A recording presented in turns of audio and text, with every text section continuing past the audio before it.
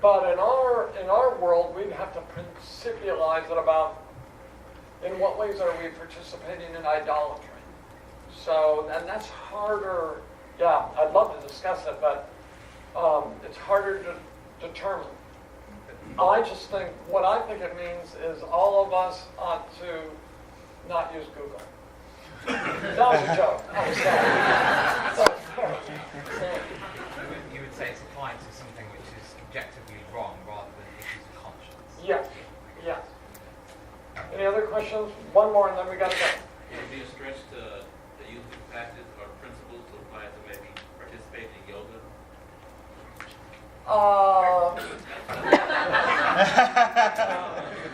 No comment. It depends. That's my answer. Wasn't that helpful? Yeah, I'm just going to... Okay. Next passage. Well, since we're not on controversial things, now we come to a passage on women's adornment. This is a very controversial and tough passage as well. That's why I said we just have to go so fast today. So first of all, what's the custom? There's a huge debate in scholarship. Is he talking about a woman wearing a shawl or a covering of some kind, or what is prohibited? A woman coming in without a covering, or the other view is he prohibiting a woman wearing a long hair that falls on her shoulder? So those are the two views. And there are, seriously, I really count on this person. It is extremely difficult to know. I have changed my mind on it a number of times, but the majority view, if you want the majority view, is he's talking about some kind of covering. So that's the majority view. That's where I am today. But sometimes when I read the long hair view, I think maybe that's right. So, Paul, I just wrote an article on this passage in the Wayne Grudem Fast Script, if you're really interested in it, which I don't know the title of it. But I think the principle of this passage is right here. Christ is the head of every man, the man is the head of the woman, and God is the head of Christ. Which I understand this passage to say there's a role relationship that must be preserved when the church is worshiping together between man and woman. Many other questions there. In the public meetings, which I take to be in houses, when the church gathers, the women are allowed to pray and prophesy in church if their heads covered. I think he's saying. So, we apply this. Different churches make different decisions, right? We apply this at Clifton today. We have, and we've done this for years, that women pray in our public services and read scripture in our public services. Some people say from the pulpit. Yes. From that piece of wood. You have to women do it. It doesn't matter if that piece of wood is there or not, right? There are many churches now where a person preaches without a pulpit. It doesn't matter, I don't think, if there's a pulpit there. But they're to pray and prophesy in such a way that they show that they are submissive to the male leadership of the church. And I would argue, and this is where it gets complicated. I would argue in the first century culture that was expressed by a woman being properly adorned in a certain way. Now, some conservatives would say, people who are less conservative on this passage, who are evangelicals, would say that passage really, there's no role relationship between men and women at all. All this passage is about is that men and women are different. So Gordon Fee, you know that name? Gordon Fee reads this passage and says basically homosexuality is wrong. Yes, I agree with Fee on that. But I think the passage says more than that.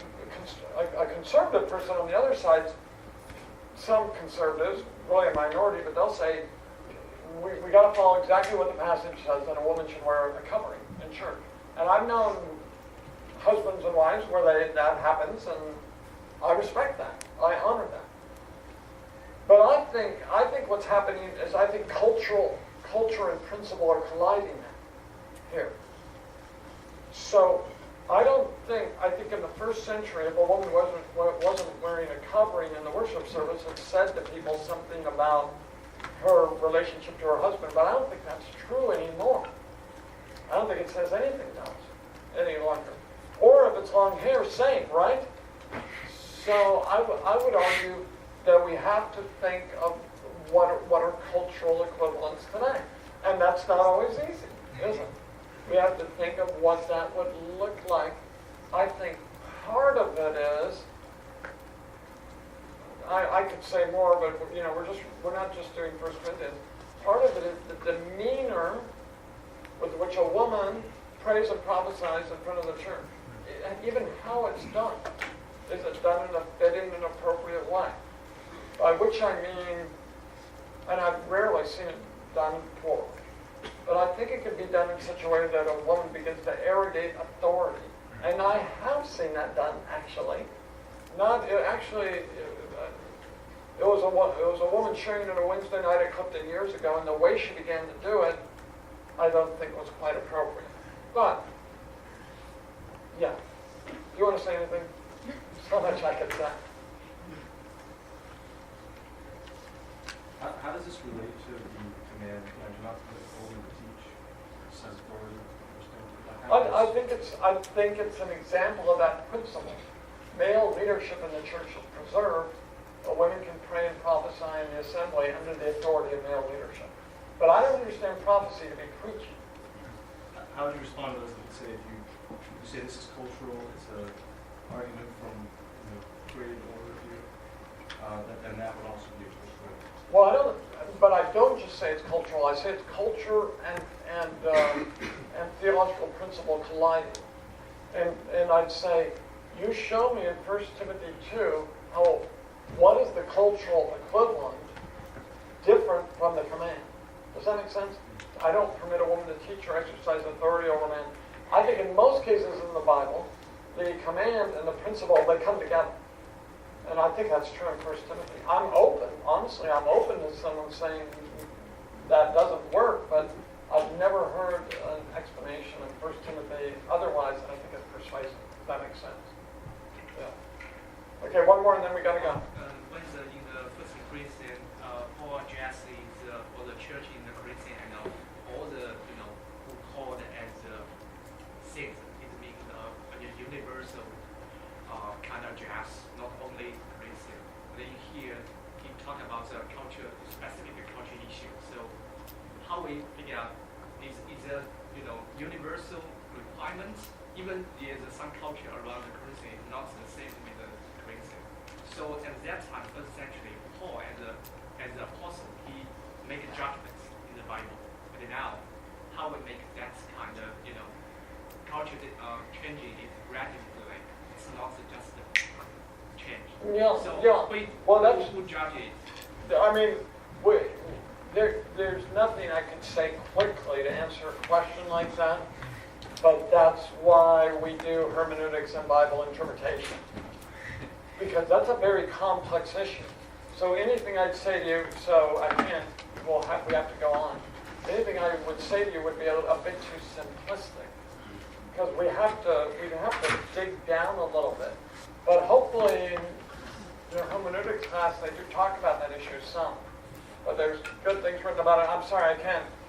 I'd love to, but we got to keep going. Sorry about this. Many apologies today. But 1 Corinthians has all these really controversial issues, right? And I'm already spending more days on this book than almost any other. Some are like Romans, So, okay. What about the Lord's Supper? At the Lord's Supper, you have agape feast, which means they had a meal and communion together. What probably was happening is the rich were eating in the triclinium, the inner room, and the poor were eating in the atrium.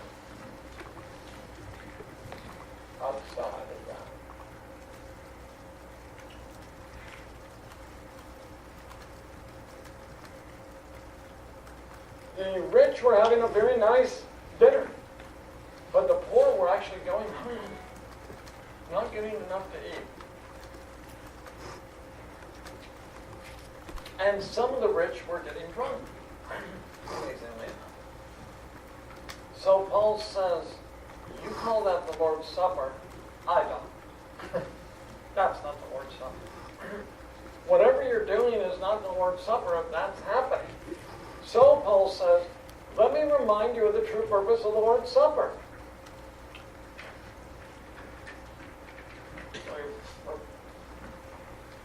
Jesus said, this is my body which is for you. We celebrate in the Lord's Supper the breaking of the bread and the drinking of the cup, which signifies Jesus' self-giving love for us, his sacrificial and self-giving love. And Paul's saying, but you're doing just the opposite when you come together. Right? How are you celebrating the Lord's Supper when at this very meal you're discriminating against other people in the congregation and mistreating them? That is not the Lord's Supper, whatever you call it. You can be thankful that you're taking the elements, but that's just, you're taking it unworthily. You're to proclaim the Lord's death until he comes in the Lord's Supper, but you're proclaiming your own selfishness. Now, that'd be harder to do the exact circumstance today, wouldn't it? Because we don't have the meal at the same time, typically. But of course, the principle still applies. Are we celebrating together the Lord's Supper and then treating each other well as a body, right? Are we loving the brothers and sisters? Are we caring for one another? And obviously, if you're a big church, you don't know everyone's name, but are we loving each other? Are we discriminating against anyone? Are we mistreating anyone? That's important, isn't it? I think we have a hint here that the Lord's Supper, this cup is the new covenant in my blood. I think we have a hint here.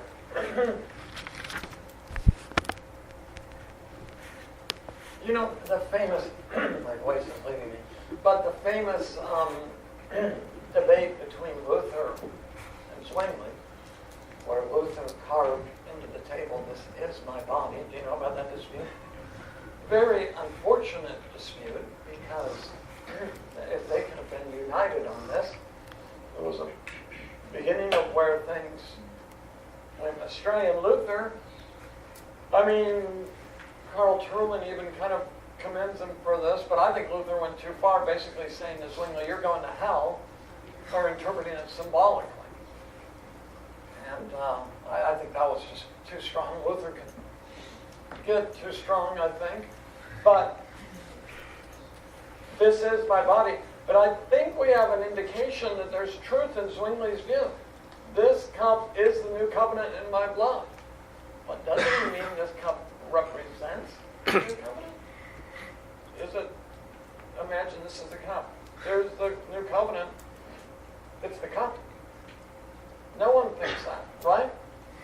This cup is the new covenant. You lose the Holy Grail, you lose the new covenant. You better find it again. But surely he means it represents the new covenant. So, obviously there are many complex issues to talk about, but I think Luther went astray there. So, Paul says, eating in an unworthy manner doesn't mean you have to be perfect. Some people have a very sensitive conscience of the Lord's Supper, too sensitive. Right? The Lord's Supper is for sinners. Right?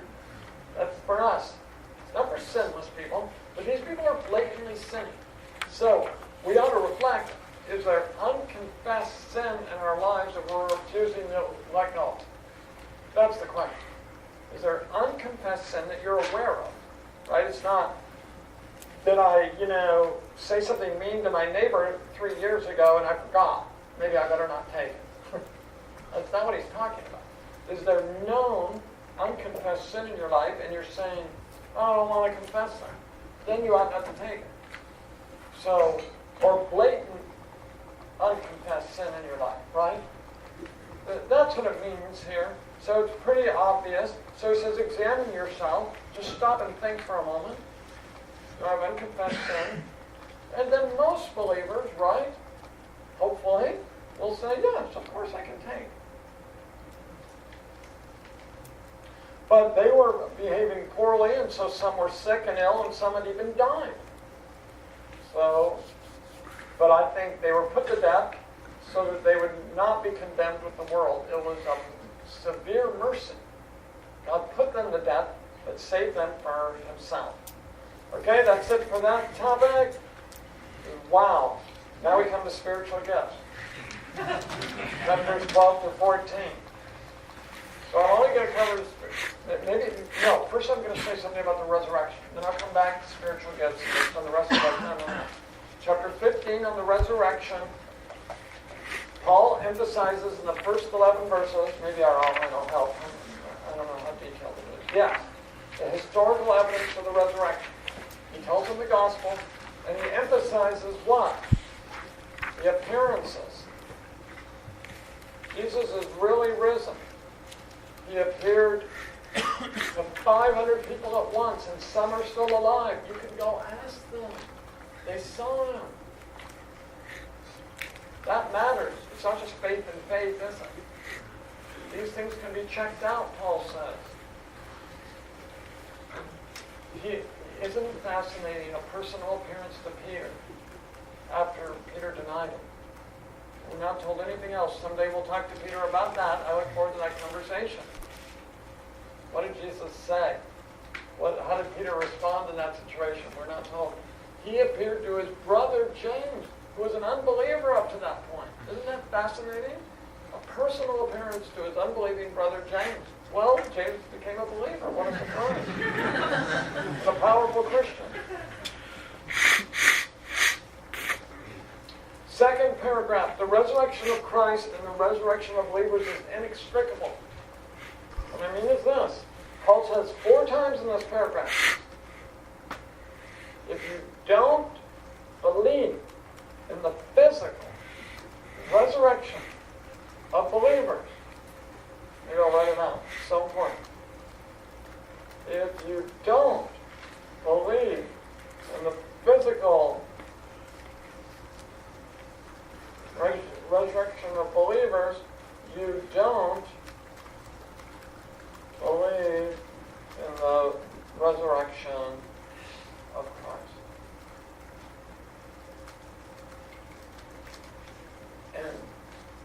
And then, I'm paraphrasing it, you're going to hell.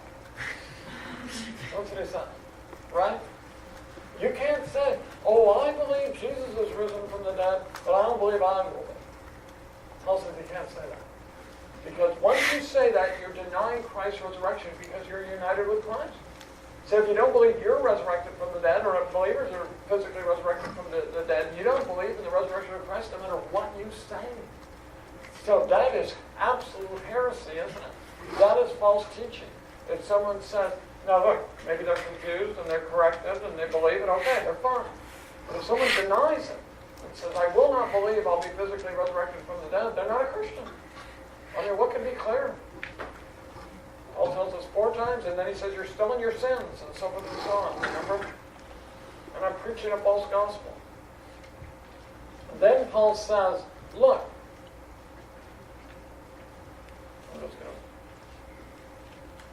Christ is the first fruits. Remember, there's a separation between our resurrection and Jesus' resurrection. Right? There's a separation. Jesus is raised now. Our resurrection is coming later. There's an already but not yet. Already Christ is raised. We're not yet raised. That doesn't mean we won't be raised. Then he gives some experiential arguments for the resurrection, like, why am I suffering? Why do I baptize for the dead? Nobody knows what that means. Don't base a doctrine on it. Right? Because he's talking about the resurrection, not baptism. I have a view on it, but we don't have time. Fifth, the people are saying, they're saying, you can believe in a physical resurrection. And Paul says, you're a fool. That's not an innocent, humble question, right? It's not a 5-year-old asking, Daddy, Mommy, how how are bodies raised from the dead? And then you say to him, you fool! You can't ask me a question like that. It's not that kind of question. It's a rebellious question, right? I can't believe this is stupid. And Paul says, you're a fool because God can do it. Because he said, look at that. See, I grew up in a plant nursery, but a lot of you had this. We had a little garden. You take that little corn seed and plant it in the ground. Did you ever do that? And wow, look what comes out of those little seeds. It's amazing. That's the illustration Paul uses. You'd never imagine, if you hadn't seen it before, you would never imagine that corn could come from those little seeds, these big corn plants. And he says, look, God makes all different kinds of bodies, right? There are fish, and there are birds, and there's animals, and there's humans, and there's the sun, and the moon, and the stars. What's the point of all that? God can do it. God's powerful enough to do this. Don't doubt that. And then what does he argue? But our present bodies, corrupted by sin, they can't get in. Our bodies have to be transformed. If we're alive, when Jesus comes, they'll be instantly glorified. But if we die, we will be raised from the dead with incorruptible, immortal bodies. Flesh and blood, the way they are now, can't enter the kingdom of heaven. When he says we're going to have a spiritual body, he does not mean by that it won't be physical. By spiritual body, he means a body empowered by the Spirit. A physical body empowered by the Spirit. Okay, that's it for that chapter. Now we have 15 minutes for spiritual gifts.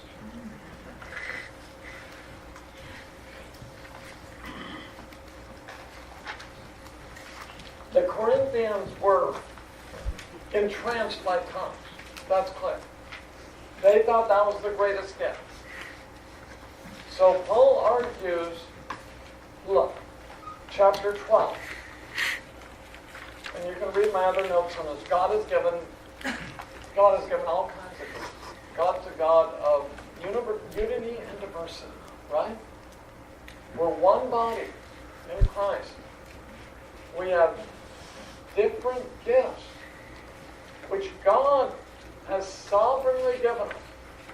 So one of the truths in this chapter is everybody has at least one gift God has given or her. Every person has a gift. And God is sovereignly, in his wisdom, given you the gift you have. That is God's wisdom. And you're not lesser if you have a gift that you don't think is as great, and you're not greater if you think you have an important gift, right? Isn't it? I think it's interesting that Paul appeals to our feelings. Do you feel inferior? Paul says your feelings. And this is a great word for us, right? We're such a feeling-oriented society.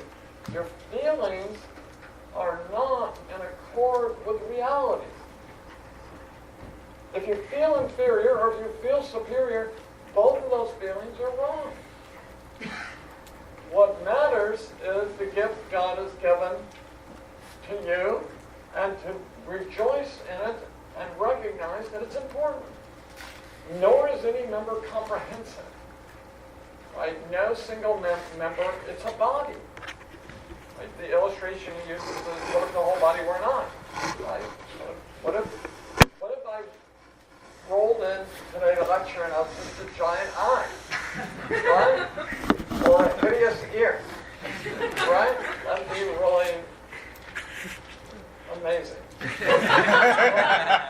Eyes and ears can't talk, but anyway, that's not what the body is. So Paul's saying in this chapter, right, he's setting the scene in chapter 12. God is sovereign. Every gift is important. Every gift matters. No person has all the gifts. No person is bereft of the gift. Be satisfied. Be content. God in his sovereignty, Christ and his lordship, they've given you the gift you should have. Chapter 13. Chapter 13 is there on purpose, isn't it? The most important thing is not your spiritual gift. The key indicator of spiritual maturity is not gifting. There are people with remarkable gifts that they're not loving. So the key indicator is love. And I want to recommend to you to read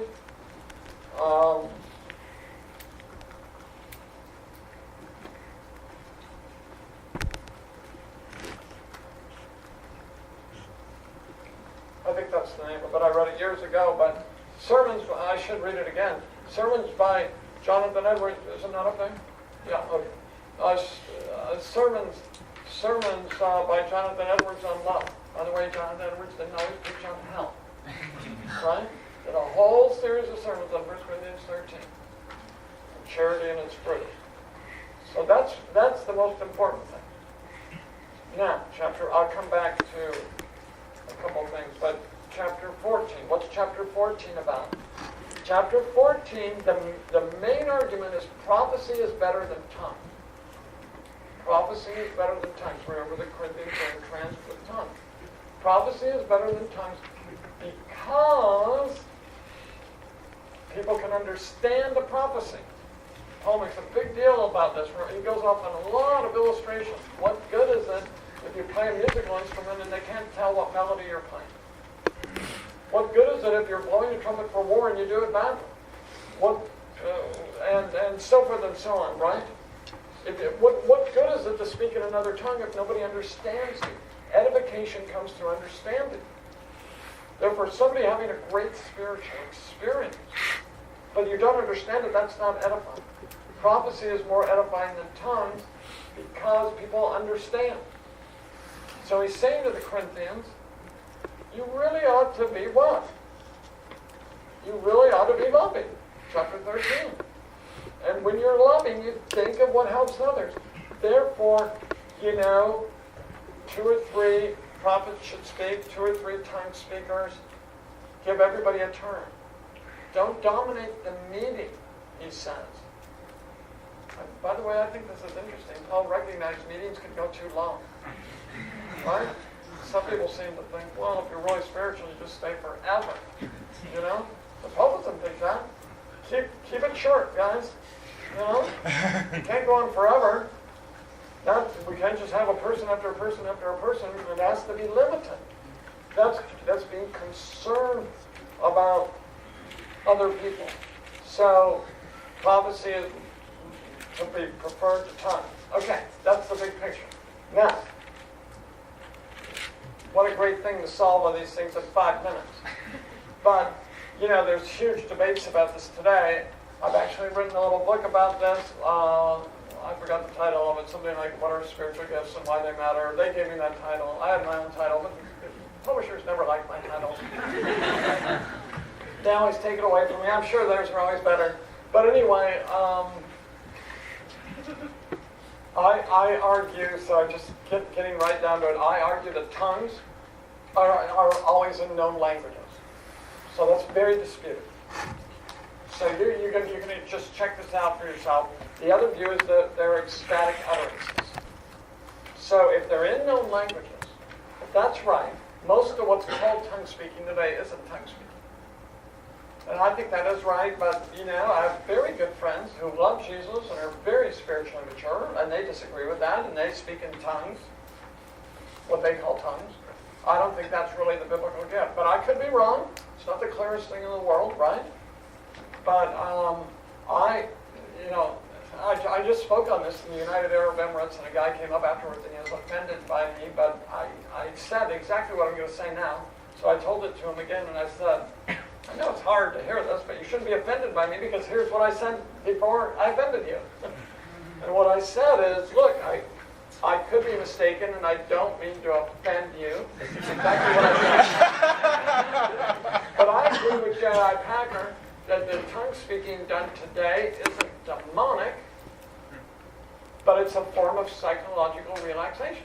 So it's not evil, but I don't think it's a spiritual gift. Of course, I could be wrong, but that's my opinion, reading the text. So, I'd have to give more arguments why I think that is so. That is why I think it's in foreign languages.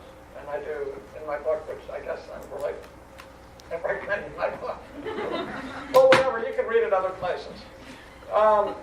Secondly, the second thing I'd say is, I think the gift of prophecy is the inerrant speaking, the infallible and inerrant speaking of God's Word. Like the Old Testament prophets, the New Testament prophets. So here, you know, my good friend Wayne Grudem, and you know, Wayne and I have been friends for years, and I love Wayne. And my former pastor, John Piper, I love John. And my friend Sam Storms. So I dedicate my book to them because all three of those guys disagree with me on this. All three of them argued that the gift of prophecy, the New Testament gift of prophecy, differs from the Old Testament gift of prophecy in that the New Testament gift of prophecy is mixed with air. Okay? So as we agree, you can read Grudem on this, and Storms, and Piper. It really came from Grudem. Grudem, this is his doctoral dissertation. I used to hold Grudem's view.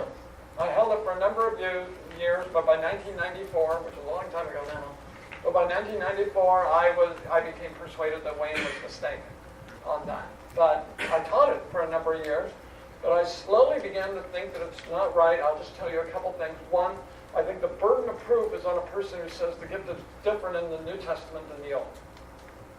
Secondly, Wayne says, look, you know, the New Testament prophets can make errors because they judge the prophecies and not the prophets. 1 Corinthians 14. They judge the prophecies and not the prophets. So my response to that is, that's how they judge the Old Testament prophets. They didn't look at their faces and say, you don't look right. Right? The only way to judge a prophet is by their prophecies. I don't think that's different at all. Thirdly, I think there's a huge problem. If New Testament prophets make errors, I think it's a huge problem identifying who the false prophets are, which is a big issue in the New Testament. Who are the false prophets then? And how do you tell who a false prophet is if true prophets can make mistakes? I think that becomes extremely difficult. So, I want to give you a chance to ask something.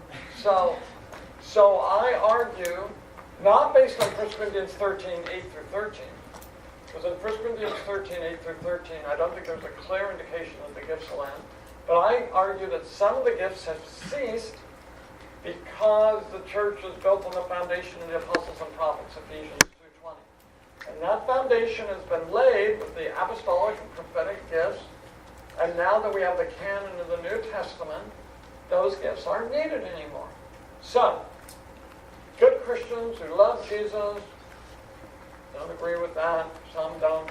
I understand that.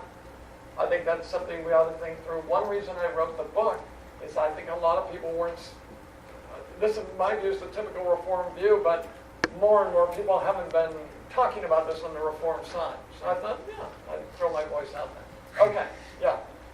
So would you say true tongue speaking as speaking other languages that you may have not known previously, would that make you, like, if you hold to that, would you say that makes you a continuationist? Does that make sense? No, not necessarily. It could, but not necessarily. Because the question is whether it's happening today. Yeah, and that saying that doesn't resolve that question. Yeah. It seems as though the church in Corinth had no issue knowing what their gift was or exercising their gift. Today we seem to have the opposite, if still the gifts being around today, that you have to take tests, even then you might take it another time and get different results, really use it, or you might claim you have a particular gift and the test shows you, and yet we would look at them and say, no, you don't have the gift of preaching, a virtue preach, or whatever, What would you say would cause that today, where we seem to have all sorts of trouble discerning what our gift is, but Paul seems to tell them, like, hey, whoa, hold it back a little bit. Yeah, I mean, I think I would just say, I think some of the gifts are for today, a lot of them, and I think the way you discover your gift is you get involved in the body, not taking tests. Yeah. Taking tests doesn't help. And I think, yes, other people help us discern what our gifts are. So, every once in a while, someone thinks they have the gift of teaching, and we have to tell them, no, you don't. You thought you did, but you actually have the gift of mercy, or whatever, Yeah. What is the difference between prophecy and preaching? Yeah, I think preaching, I think the gift of teaching is actually, I'm sorry, I'm going too fast. I think the gift of preaching is the gift of teaching and exhortation together. So preaching, I think, is based on a prepared text. Now, I think a prophetic oracle could be like a preaching in that it declares God's word. Depends on what's said. Of course, I don't think that gift exists today. But if it did, it could be an oracle from God. But a prophecy is receiving a spontaneous revelation from God that is then communicated. And teaching isn't that. And typically preaching isn't that. I would argue no preaching today is like that. What evidence that the room has for saying that the prophets of the New Testament could err and still be prophets? Well, I didn't talk about this. He thinks Agabus made a mistake in Acts 21 when he prophesies that the Jews will bind Paul and deliver him over to the Romans. He says, look, that's not what happened. The Romans rescued Paul. And but I would argue that Agabus did not make an error. If you want to find out about it, buy my book. I think that's a great way to end this class. Anyway, I'll see you next week.